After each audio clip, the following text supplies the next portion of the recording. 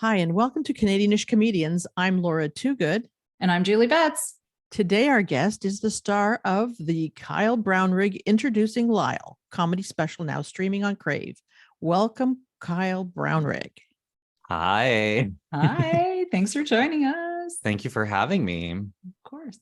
So now that we've said it, tell us about the special. So the special, it's like about a 35-minute, 40-minute special that we shot at Just for Laughs in 2021, kind of at the height of the pandemic.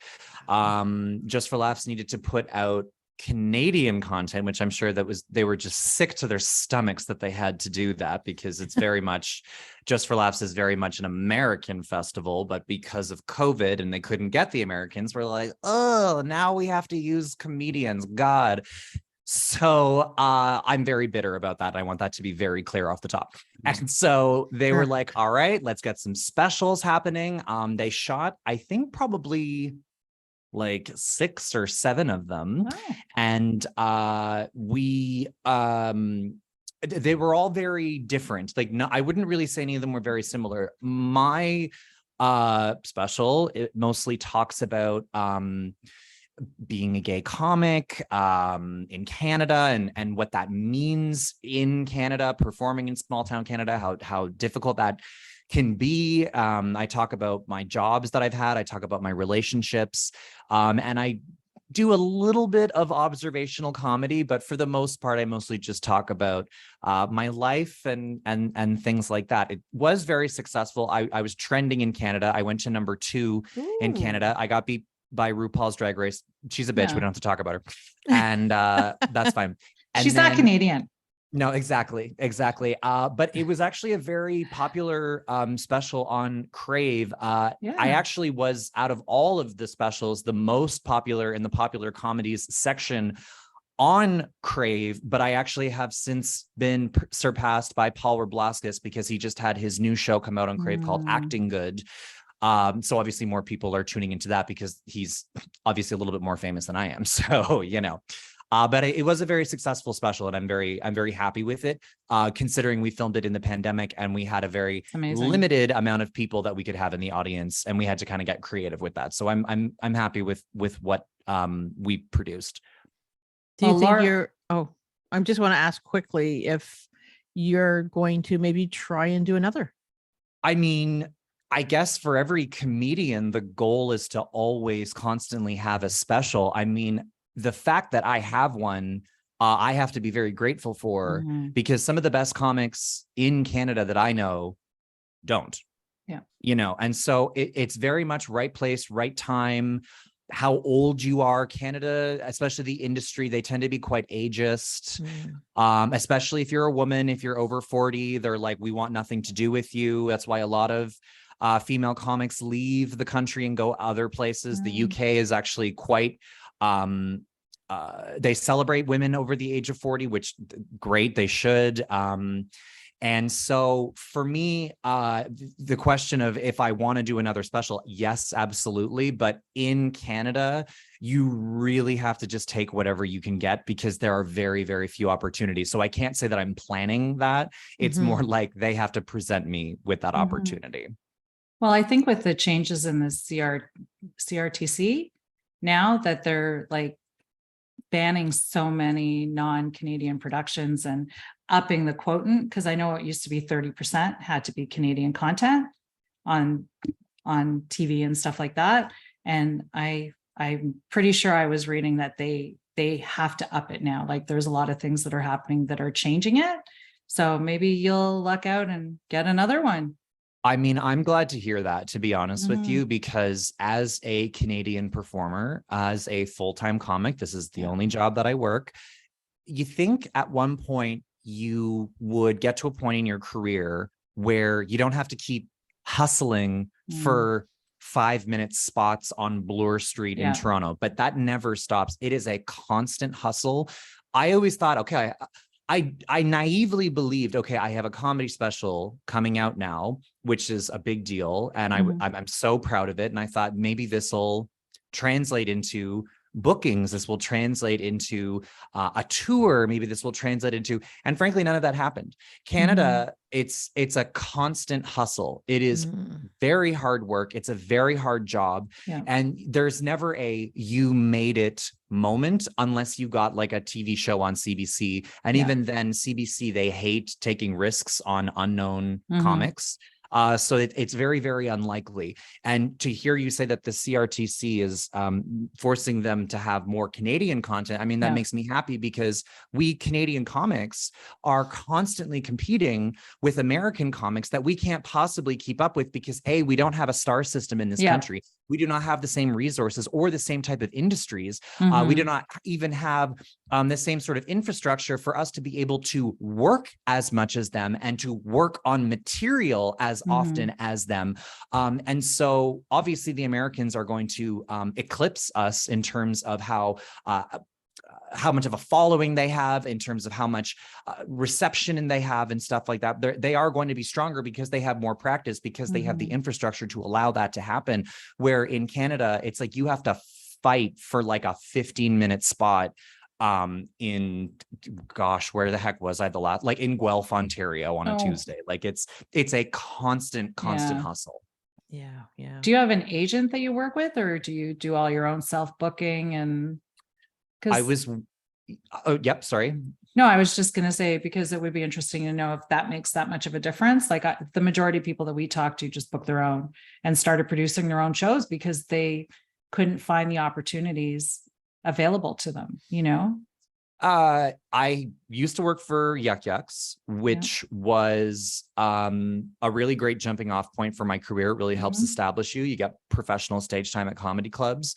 But they would never find you work. You still had to hustle for it. But the thing that got me was the fact that they would still take 15% from you, even though you were the one that got the work. And you're like, how does that make any sense?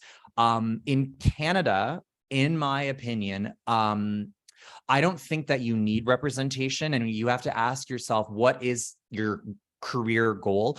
I am represented by Williams Hirsch Management, which is Kira Williams and Jake Hirsch. He's out in Alberta. But Jake actually has a plan. Jake is hustling for his clients. We met during the pandemic, but he does not get me gigs like on the road or something like that. Sometimes he'll call a comedy club and try and pitch me for a comedy club. But it's hard to, my relationship with my management team, and the reason why I have them is that all of the road gigs I have, all of the tours, all of the clubs, they don't take a cut of that. They're like, well, no, like we did nothing. We did nothing for, why would we take money from that? And it's, in Canada, that's how it should be, because we don't really get paid very much. So if you're taking a cut away from somebody that's really not making much to begin with, I think that that's just kind of cruel, to be honest with you. Yeah. 100%. But there are people in the industry that do, that we all know, right? Oh, yes. And it's sad. It's very sad. And there needs to be a changing of the guard, I think. Absolutely. So it's very true. Laura's like, I know. I was like, so I was actually, this had crossed my mind when I saw that you had that special on Crave, and why you typically Just for Laughs is on CBC. Is that not right? So how did that, like, that's kind of neat, but how did that happen? Like, not be on CBC? I'm sorry, I don't understand your question. Like, you're asking, like, how did my special not go to CBC? Yeah. It was a Crave original. Okay. So it was produced by Crave specifically Just for Laughs. Just for Laughs. Okay, I get it. Okay, I know CBC has no relationship with, like, is not like beholden to Just for Laughs. I've just only, I guess, in my growing up, seeing Just for Laughs, I've always associated it with CBC. I could be wrong. I don't know. Isn't that well? Just for Laughs kind of has their hands in a lot of different pockets. I would say that so CTV was bought out by Bell Media, and I have done a lot of tapings with Bell Media for Just for Laughs. But then there's also like, I did a Rick Mercer gala in December 15th, 2020, at the height of the pandemic. and it was just insane because it was in a huge theater, but it was because of the pandemic. There was only like, I think 40 people in the audience in this massive theater. So they had to kind of in post add this like fake laugh track. No cardboard people? No, we did have mannequins though at one point. That one was strange. Yeah. But you got to get creative, right, with these productions during the pandemic because they need constant content. But no, Just for Laughs works basically with any production company. But the CBC Just for Laughs, in terms of tone of comedy, it's very vanilla. Oh, I was just going to say vanilla, right? Because Yes. that's the best way to describe it. Yeah, very bland. Yeah. I mean, actually, no, bland is maybe not the right word, but vanilla in the sense where it's like no risk ever. Yeah. Safe, like extremely safe. Not that people are like wanting to go up there and tell these like X-rated, non-PC jokes, but I mean, I had a joke about loving the show Love on the Spectrum. Like I just talked about my love for the show, and that got cut because that was too risque. Wow. Oh boy. Do you know what I mean? Yeah, definitely not like Netflix at all. No. And I would say your comedy special was a little bit more like Rocky Road with a bunch of sprinkles on top, right? Sure. Yeah. Right? I like to throw in great. some. You have to have some edgy material in there because comedy is a boys' club. Stand-up comedy is very much it's interesting. It's like I find LGBTQ comedians and female comics online find success with stories of empowerment of body image and sexuality and owning that. Where I find straight men believe that stand-up comedy belongs to them and them only, and they kind of tend to be kind of gross about it. Like it's like, this is our clubhouse and you can't come in. But the one thing that I find that straight guys, the way you get their attention is if you do have like a bit of an edgier joke. You're not just talking about sort of empowering things, because there's this weird resentment toward Hannah Gatsby, for example, where it's like kind of a half TED Talk situation. So for me to appeal to stand-up comedy lovers of the straight male variety, I do have to throw in some of those edgy jokes because you will lose them. You almost have to make them uncomfortable a little bit to make them get the humor in it. Because if you don't, then they just sit there and it's like over their head, or they just don't care, right? Well, also too, if you have a special or if you have a stand-up comedy like 30, 40 to an hour where you're just trying to get everyone to agree with you and and no one disagrees with any of your points of view, that is the definition of bland. Because it's like people, first of all, you will never please everybody. That is a very important lesson in life to learn. You will never, especially as a comic, like you could say the funniest joke and the funniest bit, there's always going to be some troll online coming for you and coming for that joke, even though you have like literally hundreds of thousands of likes on it and people love it and are sharing it. People are always going to hate something, and that's good because you need to have an opposing point of view somewhere in the world. Otherwise, it's just boring. You have to have conflict. Any movie with no conflict is the worst movie in the world. You have to have conflict. Laura's like, I'm sorry that I trolled you. No. Not at all. Not at No, all. Laura's not a troll. No. Julie is. Yeah, I'm a troll. I love it. So just switching gears a little bit. Let's talk about Pride. And I mean, okay, we don't like to necessarily timeline our podcast because we get it out when we get it out, but later. So it's come, we've come through the month of Pride. What excites you about it? The drugs are great. They're great. That's fair. Yep. And also the sex. There's lots of sex. There's lots of drugs, lots of parties. It's kind of just like a nonstop party from Wednesday to Sunday.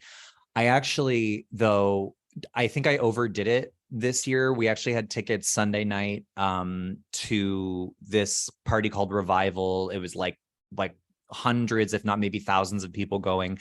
The tickets were like $120 each. And we actually didn't end up going because the limit had been reached. Like we had been partying every day since Wednesday. And then Sunday at the parade in Toronto, it was so hot there was not a cloud in the sky, and we were drinking on a rooftop. We had zero water. I honestly think I got heat stroke and alcohol poisoning, and we were just like, we're done here. Like Awesome. it was a lot of fun, but we what's today? Today is Friday. It was done on Sunday. I swear to God, I'm still hungover. Like it was a little too much this year, but weren't we going to ask him about that? About what? if he was sober. Oh, right. Oh, We wanted to hear about Lyle. Did Lyle come to the Pride Parade? Only on Sunday. Yes. Okay. Only on Sunday. And then that's when I was like, okay, we're done. But it's funny because when I quit, for me, it was Coke. That was the big problem, because I would get so drunk. I was so depressed during the pandemic, and all I was doing was just drinking. And when I would drink, I would just be like a fucking asshole, like a complete jerk. Like I was not nice. And the thing is that's not the booze, that's you. Like that's psychologically deep down you. Like there's, at the heart of every addiction, there's pain. Yeah. So what I did is I quit Coke, except Saturdays. And I quit Coke, and then I quit booze for 6 months. Oh, I'm so sorry. I know I quit, but I went to therapy, and you work out where is this anger coming from? And, why am I, I realized that for me, I was being so unkind to people because I'm so unkind to myself. And I'm so hard on myself. And, you work through those kinds of those kinds of things. And it's a lot of hard work. And I have setbacks, like after the 6 months, like I went back to booze, and frankly, I actually basically had like a drama-free year, like drinking wise, but then, here and there, you do have moments. I'm not perfect, but, I would say my drinking and all that, it's nothing compared to what it was so bad. It was so bad before. And frankly, I just like talking about that kind of stuff. And I like being very honest about it.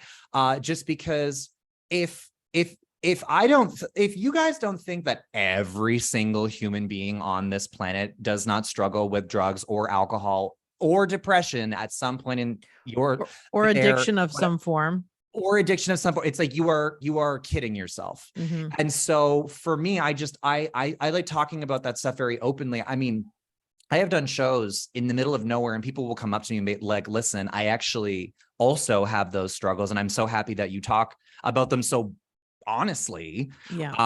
Because it just makes me feel seen, and it makes me feel like less alone when I'm going through those kinds of things. Makes sense. Yeah. But I have my setbacks. Like, don't get me wrong. Like I'm not cured. and you never will be, I mean, it also doesn't help that my boyfriend is Irish. So everywhere we go, it's like an Alcoholics Anonymous meeting, You know what I'm saying? So that makes it kind of, difficult, but like life is difficult. You're going to have challenges, and it's just the way that you handle them and the way that you navigate what I see here is you're not in denial. Oh God, no. Which also rhymes with Kyle and Lyle. So Lyle, denial, crocodile. Yeah. But that's good. It's good to talk about it. And because like you say, it relates to people, and people can relate to it rather. And that's even more important when you're doing stand-up, I think, to be relatable and real. But then there's the opposite of that, where people say a lot of shit on stage, and then people come up to them later and they don't remember what they said on stage because it was all, created for the moment. So yeah, I mean, well, back in the day, one thing I don't do anymore, that I've simply just put to bed. I never really realized that I did this, but I used to perform on stage drunk every single time that I went to Ottawa. I'm from Ottawa originally, and I would perform at Yuck Yucks. Back in the day, it was on Elgin Street. It was a great club, and I would just be partying with my friends, and I would get so wasted on stage. Don't get me wrong, I would still do well on stage because I would just go into autopilot and do my jokes. But there would be shows where I would be like, I don't even remember doing that. That is so unprofessional. Like, that is such a yikes. I did an album recording in March of 2018, and we did 2 shows. The first show was so good that we didn't need to do a second show. But the second show, I got so drunk that we couldn't even use it. Okay. That is such a red flag. So now whenever I perform, I will say this, ever since I've gone through that sobriety journey and went to therapy and stuff like that, a big rule that I have for myself is you don't get drunk on stage, period. It's as simple as, if you have like a beer, like fine, but being drunk on stage, that is absolutely unacceptable. I will not engage in any argument or any debate with anybody. It's simply unacceptable. People are paying money to see you and you're drunk on stage. That's embarrassing. I'm embarrassed. It's hard too when it's perpetuated with bookers paying you in booze. Oh, I know. It's so rampant. I mean, I remember my therapist being like, well, just avoid alcohol, just avoid bars, just avoid, and I was like, I work in bars and clubs. And then they kind of just have this look on their face like, yeesh, like, okay, like, good luck, because how do you reconcile that? Like it's, and like you're saying, they pay you in beer or cocktails or whatever. I will say it's actually gotten better recently, though, because of the invention of Interact e-transfer. Now everybody kind of tends to get paid. Post-pandemic, I do shows around Toronto. You only get paid like, $20 to like $100 or something, which like, fine, I'll take it. I only took the subway here, whatever. But that's new. Even clubs now are starting to pay for like little short spots, which that's also new. New in terms of like, give us a relationship in time, like a timeline. Oh God. Like, I've been doing comedy for 10 years. And I would say that I only started getting paid in comedy clubs to do like, because when you host and you headline and you middle, like obviously you get paid. But if you're doing an opening spot, they just wouldn't pay you. There's 300 people in the crowd who paid $20 to $30 per person. I mean, let's just simply, let's do the math on that right now. So let's say it was $25 a ticket times, I think the downtown Yucks is a capacity of 350. So that's $8,750. And you go and do 7 to 10 minutes. They don't even give you a dime. They just made almost 10 grand. And you're the reason that the people are in the crowd and they wouldn't even give you a dime. Then years later, I started getting paid, like $20, $30 to do like a little opening spot. As far as I'm concerned, the way that it should be at a comedy club, it should be around $10 per minute. So if you're doing 7 minutes, like 70-ish, that seems kind of fair to me. But the amount of money that bookers and clubs and agents and yada, yada, yada make, especially in terms of like clerical positions, that I don't understand why Yuck Yucks needs to have a head office, for example. It's like, I'm sorry, but Yucks could be run out of a Starbucks. It truly makes no sense to me. Why do you need it? And how much that costs per month? It's like to keep the lights on, listen, I don't want to sit here and just like talk smack about Yuck Yucks, because they really did help me in my career. They really, really did, but they're not perfect. And I think we can all agree on that. Yeah. But they're slowly paying comics now. Yeah. And you know what, like when you were doing the calculation, that almost $9,000 doesn't even touch what they would have made in revenue on their food and alcohol sales. Exactly. So it's like, like pay the comics. These people, you guys need to eat. You need to live. And they didn't even pay the comedians. They actually paid the comedians less than what they used to pay the comedians back in 2000. Wow. That's And with crazy. inflation, it's like, Yeah. how am I supposed to pay my rent? Like it, Yeah. after I quit Yuck Yucks, the first show that I did, I made 4 times the amount of money from one gig on my own than I ever Wow. did from any gig with Yuck Yucks. Yeah. That's crazy. Well, it's nice to see that there are more clubs coming out that are taking on the Yuck Yucks and some of the other venues that aren't necessarily playing fair. Mhm. So we've been to a few. There's like the amount of comedy venues in Toronto and the surrounding areas now is just so much more than I ever remember. Right. Oh, absolutely. But again, like just to like reiterate what I'm saying, like, it's like, I don't want to sit here and act like super ungrateful and act like I'm just talking smack about Yuck Yucks, but Yeah. I am saying that I have the receipts. That's Yeah. all I'm saying. Yeah. I love that. And so I does have the Revenue- receipts. And I so have does the Revenue receipts. Canada. Yeah. Yeah. Yeah. That's crazy. Wow. It's like there definitely needs to be change. And that was part of, and I know we talk about it every time we do the podcast, but just to remind people why we're doing it was we wanted to make it a little bit more of a fair playing field, right? And we took part in the CanCom, a bunch of the seminars that they put on, and that exactly what you're talking about was a huge discussion on more than one occasion. And it's something that everybody kind of needs to stand together. It's almost like, do comedians, stand-up comedians and improvisers need to maybe start a union in Toronto? We tried know? to. There's CASC, which is the Canadian Association of Stand-Up Comedians, which is run by Sandra Battaglini. Mhm. I have contributed to it. I was an ambassador, an LGBTQ ambassador at one point.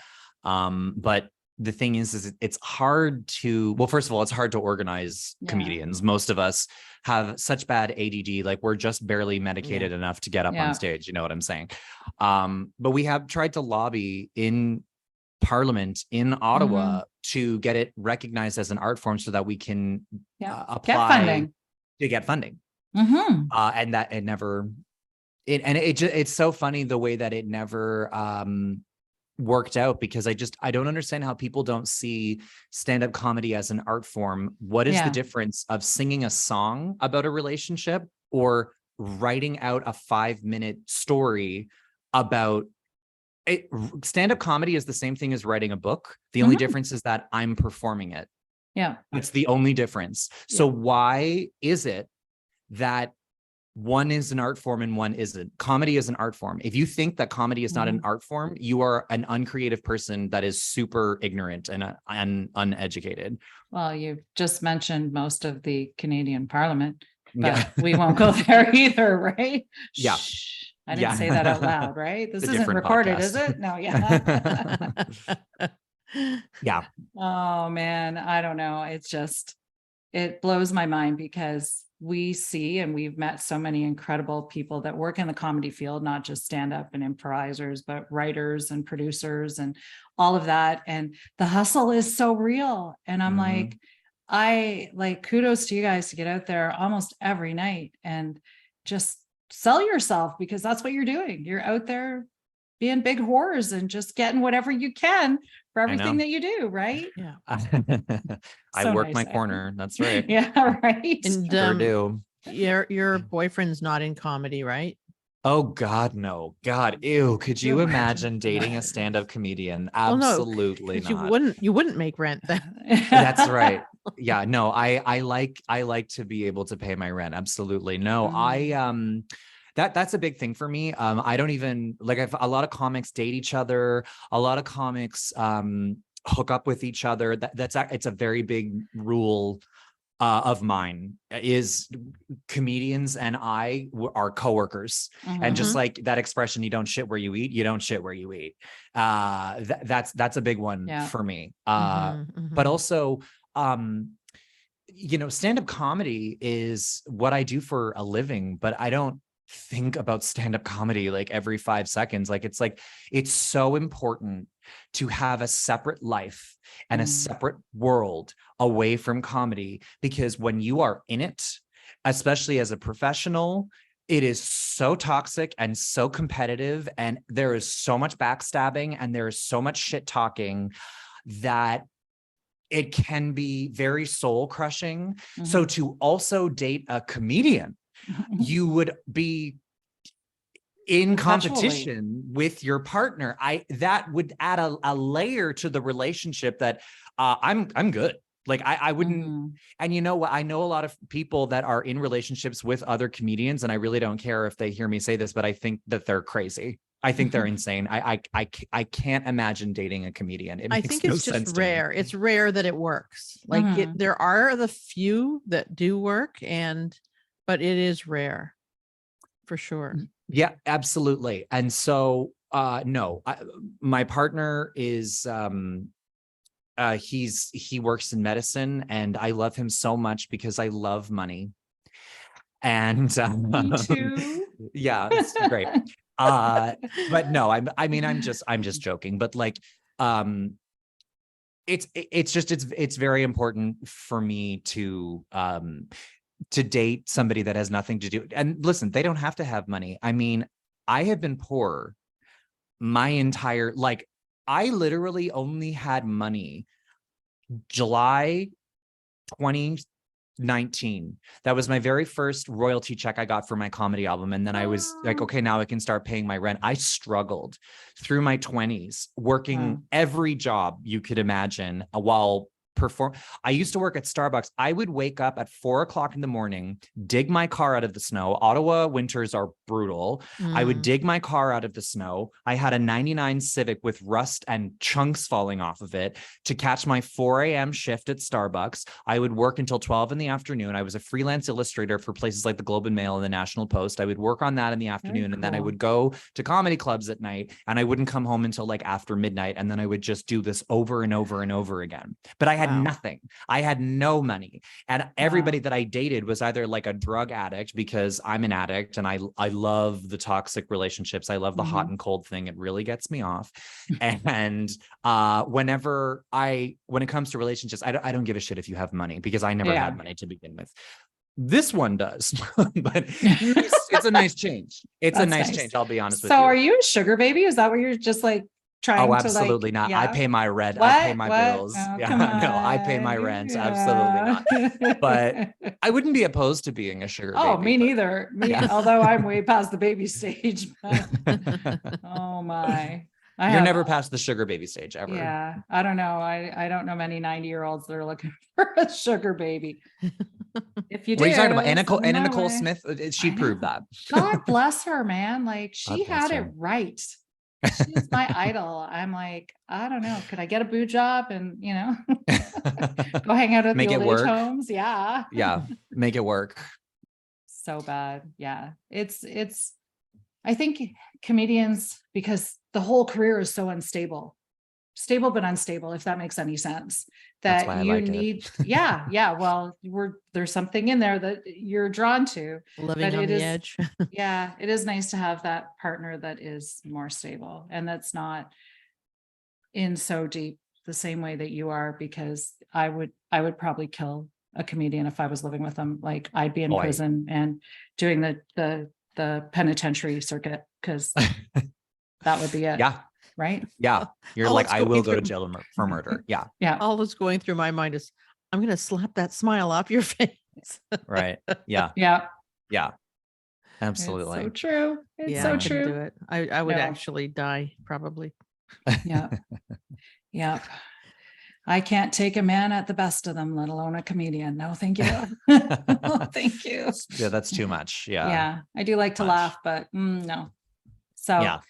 tell us about your heckling experiences. Have you had many hecklers? Do you prefer to be the heckler or the hecklee? Oh, I would never heckle somebody. I was raised right. Oh, good for you. God bless. Yeah, no, I do have like heckler experiences, to be honest with you. I think I'm very lucky, because I think certain people are just born with the ability to think on their feet, and some people simply Mhm. aren't. I am a person that's very good at thinking on my feet. I wish I had this amazing heckler, because people always ask me that. They're like, oh, what about hecklers? To be honest with you, I shut it down. Good. Like, I'm very good at putting people in their place. I'll tell you, whenever it comes to the reason, so I've done Roast Battle Canada Mm. twice now, and I may or may not be on the next season, but I can't confirm anything. Mm. Or I don't deny. know. Yeah. Yes. And Roast Battle Canada, there are so many gay men that are on the show. And the reason why is because nobody is better at putting somebody in their place than a gay man. We have no patience for any of the bullshit because we basically spend our life surviving and adjusting to all of our surroundings. Yeah. So we are pissed because we were born into a world that was not for us. So we constantly have to adjust for straight people. Yeah. So whenever somebody is coming for me when I'm on stage, bitch, I will put you in your place because it's like, I'm the one holding the microphone, not you. And you will listen to what I have to say. Yeah. Because this is the one time in my life where I get to be the person that's in charge. And it's me. It's my time to shine. Gay men, it's a very reading people is what it's called. Like drag queens, it's called reading people. For sure. It's just a gift that we all have, being really bitchy and putting someone in their place. All gay men have this ability. So when it comes to hecklers, you can try, but I think you'll regret doing it. And and that's kind of, I don't really necessarily have a specific heckler story because it's mostly I have come out on. Think of me as the casino in that the house always wins. Always wins. You know what I'm saying? Good analogy. Yeah. Yeah. That's And awesome. definitely a good mindset to be in at all times. So how do you feel about these new young up and coming gays? Because I work with a few and they really didn't have the pain and suffering that your generation did. And I do see them trying to emulate some of the more mature gays. And it's like, oh, girlfriend, you're like so off the mark. You have not earned that right. Totally. To say that the way that you just said it. Like everybody was your friend in high school. Everybody thought you were really cute and really cool and da da da. And I'm like, no, bitch, you just back down, get back in your lane. Absolutely. So that's a fantastic question. And I'm so glad that you brought that up. There are very, very few gay male stand-up comics in Canada, period, that do it professionally, that tour, that are like stand-ups. And I started in like 2013. And at that point, it was Trevor Boris, who doesn't do comedy anymore, Ted Morris, Richard Ryder, Andrew Johnston, and a few other comics that have actually since passed away, not from like HIV or AIDS or anything like that. They had health complications. But regardless, that's less than a handful of people over the course of like 3 decades. And to be a gay comic, it was like, first of all, to be a gay comic is a gay male comic is very difficult because comedy is a boys' club. And generally speaking, straight male comics aren't huge fans of female comics. And I can't tell you how many times I hear just men saying to me, like, I just don't think women are funny. Like, I cannot tell you how many times I hear this all the time. However, women have to be on the shows because you need a balance. Also, straight male comics want to have sex with women. So there is that also appeal as well. If they're like, well, you're funny and you're hot, so you can come in.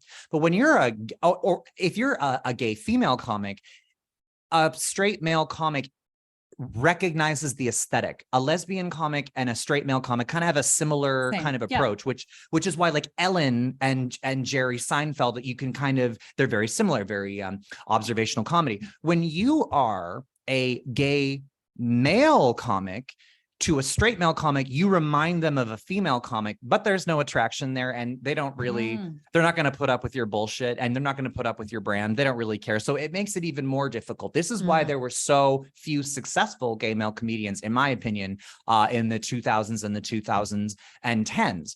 When I started in Ottawa, there were zero, count them, zero gay male comedians. And I'll tell you, when I started, I was getting stage time. I'm not saying that I was being denied stage time, but people in the comedy club, they had no idea what to do with me. They had no idea. They didn't really take me seriously. And frankly, they didn't really respect me. And I never, ever got that respect from those comics until in the summer of in Ottawa. They always do comedy competitions because business is low. If you have a competition, you put butts in the seats and it's a way of selling tickets. I made it to the finals of the Absolute Comedy Competition in my first year of comedy. And people were like, oh, who's this kid? And then like a year or two later, I came back and I won it. And I made it to the finals of like the Yucks and this and that. But regardless, it's the thing about being a gay male comic, you have to constantly be proving yourself and constantly be like funnier than the straight male comics. And you constantly have to be working even harder just to be taken seriously. But then when you do accomplish something, they're like, well, yeah, obviously, like he got that. It's just because he's gay. Yeah, like yeah, he's a checked box. So it's like you can never, ever win.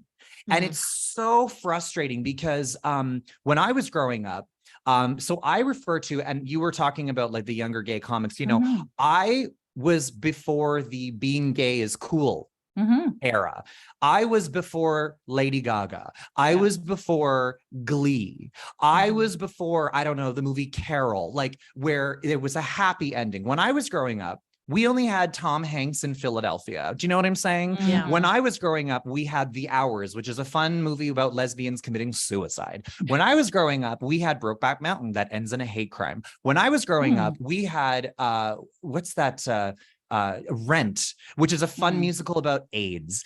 That when the only time that you see yourself represented on screen is a negative, tragic, depressing, hate crime, death, violent way that deeply affects your psychology as a human being, how you think of yourself in relation to the world. And also when I was growing up, using the word fag or faggot, that was the word. And so for us who started earlier, we had to fight for, and I didn't have to fight as hard as somebody like Ted Morris or Richard Ryder. You know, I can't even imagine how difficult, or Andrew Johnston. I can't even imagine how difficult that would have been. I had it easier than them. However, I practice gratitude. I frankly find that the younger LGBTQ comics, I love how positive they are, how normalized they make queer comedy, how inclusive these spaces are. I absolutely love that. But one thing that I will say is that they write off older queer comics because they either think of them as, let's say, irrelevant, or they say something that they might disagree with. They're canceling people, or they'll be like, well, this older comic said one thing one time that I didn't like, so I'm going to put them in the proverbial jail for the rest of life. And they write people off. And it's just like, you have to show respect to the people that came before you and allowed you to have these opportunities and these spaces. And I just find them to be inclusive, and I love how queer positive and everything, those things I absolutely love. But what I also find is that they're always talking about inclusivity when they're actually so discriminatory towards their own community and their elders. I think it's extremely disrespectful, and I think that it's very bratty sometimes, which I find it can be very frustrating. Also, you talk about women who do not support women in the workplace. Gay men do not support other gay men. There's a parallel there. And I am putting this one out there. I'm just going to throw out some tea. I find gay male comics hate when another gay male comedian is confident and successful. They hate it. They try to, they pretend like they love it, but no, they hate it. I can see that. Yeah. Yeah, those it's are my thoughts. competition. Yeah, Absolutely. yeah. That's funny, because I was going to say they throw us shade too. They don't just throw, like the younger ones don't just throw shade to the older gay crowd. They throw it to everybody. Yeah. Yeah, absolutely. So And it's funny too, because I find a lot of the younger gay comics that are up and coming that I just see so much potential for. You know what, though? I will say this, the actual funny ones are not like that. The ones that are actually, you see they have potential and you see that they have talent. They're wonderful, and they're so easy to work with, and they're, That's awesome. you know, they show this level of respect that frankly, I think that people that have been in the industry for a second have earned. I find that a lot of the younger LGBTQ comics, you know, I will talk to them about other comics in the industry and they'll have no idea who I'm talking about. And I'm like, you have the hardest opinion, but you haven't even done your homework. And I find that a lot of them too, they're so pleased with themselves, where they often kind of think like, It's like they act like they're Mariah Carey, but they can barely sing backup. Do you know what I'm saying? Yeah. That's another thing that I Great noticed. analogy. And Yeah. I wouldn't have such a passionate point of view right now, and I wouldn't be getting so heated if this was not something that I dealt with like every week. Yeah. Oh, that's sad. Yeah. Yeah, That's I really find sad. it, but you know what? I also, because I do go to therapy and stuff like that, you learn to not let it affect you Let it go. because it affected me Yeah. for Yeah. years. It really genuinely affected me. Yeah. And then you're like, I'm wasting my time on this. Why? Because I do find it frustrating, but I don't really let it get to me as much anymore. But like I'm saying, I have the receipts. You know what I'm saying? Yep. Yeah. You have your admission ticket stamped and punched, right? Seriously. No, you know what? One of my favorite expressions is don't let someone live in your head rent free. Absolutely. And it's like, it's so true because you can see it too, even with straight comics and a lot of it's sad that it can be, as you said, such a toxic environment when it should be fun. Comedy should be fun. Everybody should. I get it. We're all human. People are not going to like each other. They're not going to get along, and everybody wants to be the top dog, number one. And there's a lot of ego involved in comedy, a lot. Oh yeah, And absolutely. It's not the most pleasant environment to be in some of the times. So Yeah. kudos to you who stick it out and bring joy and laughter to everyone around them. So that's awesome. That's great. So if you had like a wish list or something, how do you see like what changes need to happen to make comedy a more even playing field? Well, the comedy clubs and bookers can stop pinning us up against each other. That's a big one. I find that there's so few opportunities, and I mean, in when I was in Ottawa, I remember the club owners would. There was another gay comic that came up at one point, and they used to be like, "Oh, did you hear? His name is Jesse Reynolds." They'd be like, "Oh, I heard Jesse said this about you, like behind your back. Like, does that bother you?" And Oh my God, you're like, really? "What?" Yeah, like they High like create school. like, and you know, it's this way of, but not just the things that would need to change in the industry. First of all, being recognized as an art form so that we can apply for grants and things like this.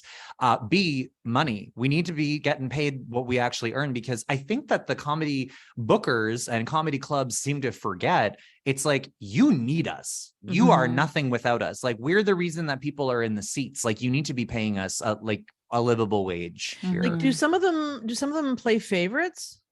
Oh yes, like of they course. only book like, oh well, like say you're on the lineup, but then their favorite comes in. Do you get bumped and stuff like that? Oh yeah, Seinfeld used to do that to people all the time. But I'm not from what I talking recall. about the US. I'm talking about I know, Canada. but I'm it's talking probably the about same. Ottawa, where you like to play. Yeah, like I was bumped one time in my life for like the stupidest reason, but I still got to go up anyway. So like, not really. Like, if in Canada, it's more like if a celebrity pops in, they'll go up and do a set, but they won't like headline the show, in my experience.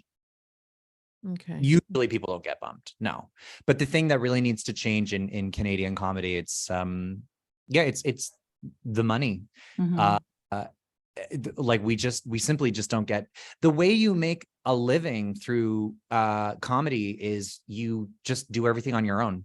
You produce your own shows, you tour, you book everything yourself. That's the thing. That's really the secret, you know. Yeah. And you can do it. And you're doing it. I am doing it. I've been doing it for like 10 years now. And they say you don't actually get funny until you've been doing comedy for 10 years, because you learn how to do it. And I'm excited for the next chapter of my career. And the new friendships that I'll make along the way. Hopefully some younger LGBTQ comics. Right. Do you have like a goal that you want to strive for? Honestly, like, I'm being completely honest with you, just to pay my bills. I just want to keep doing this. I want this to just be my career, and I want to just I just want to keep putting out albums. I just want to do this. maybe I'll leave the country. Maybe I'll go to the I was UK just one going to day. ask, would you go to the States if the opportunity arose? Would you No, do no. the UK, not the state? No, the No. States is a little too volatile right now. The States scares the crap out of me Yeah. because Can't deny guns Yeah. and violence. Yeah. It's Oh, that yeah. country is a sinking ship. Yeah.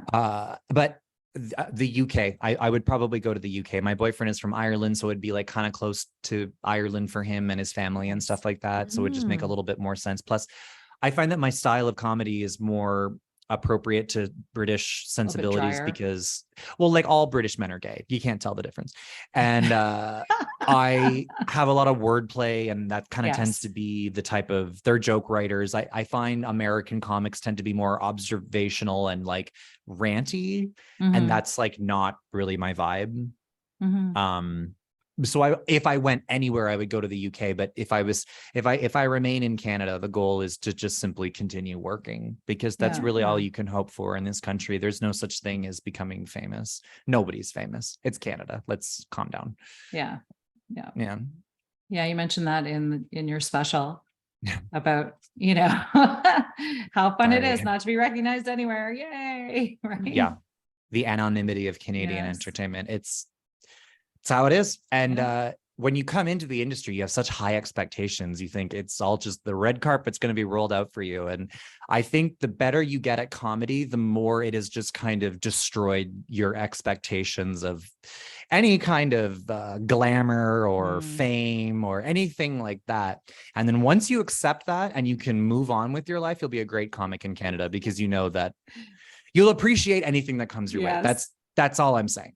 And I'm laughing about that because I'm recalling one of our previous guests talking about how she did the Winnipeg Comedy Festival, and they actually supplied her hotel room. And she was like, woohoo, like I'm famous. I got Right. I got my travel expenses paid. And I'm like, did they give you a per diem? And she's like, no. I'm like, okay. Yeah, right. Yeah. So it's sad. It's so sad because I think Canada produces some of the funniest people in the world. I think so too. And yes, absolutely. You especially. And it's like, why do we take it all for granted? And why aren't we supporting our comedians and making life a little bit easier for them? Because you guys get us through the toughest times. Comedy saves the world. I don't care what anybody says. We Right? are doing the Lord's work. You out here. are. Amen. Amen, brother. So where are you headed in the next few months? Well, I may or may not be doing a TV show that I may have earlier mentioned that I cannot confirm or deny. Wink, wink. I might be heading out to Victoria. I have kind of shows around Ontario. I mostly just post about this kind of stuff on my social media, like on Instagram. I don't have any like big tours coming up, but I'm kind of all over the place, mostly Ontario. Yeah. Yes. Well, it's okay. There's a lot of venues indoors and outdoors that are probably available. Well, I'm thinking of recording a comedy album in September in Ottawa, like mid-September, which I'll make a post about that. But I'm still kind of undecided, just because every single comedian and their roommate is releasing an album this year. But I think it's just like that every year. So I don't know. We're just do it. Just do it. Just release it. I don't know. So I might record an album in Ottawa in September. That's We'll see. awesome. Fantastic. Yeah. Okay. And one final question. Yeah. And this has been burning on my mind since I watched your special. Okay. Is Justin Trudeau still in your spank bank? Oh, absolutely. Yes. I mean, I don't think about him, but I know he thinks about me. He probably does. Yeah, he's very dreamy in terms of like, as politicians go. Yes. I would say he's Correct. certainly a very dreamy man. But he doesn't get me through my day or anything like that. But No. I'm not kicking him out of bed. You know what I'm saying? Mm. He would probably kick me awesome. out of bed, but that's okay. I'm like, how did you get in here? That's Security. awesome. That's fantastic. Oh, Justin. Yeah. Anyways, That's thank you fantastic. so much, Kyle. You have Oh, been... thank you so much for having me. This was great. I hope I wasn't too Great ranty. No, Not you at know all. what? It's perfect. We love hearing all the different perspectives, and you Absolutely. definitely brought another layer to everything that we've been finding out from all of these so talented people. And like, we are so grateful that everybody gives us their time. You know what I mean?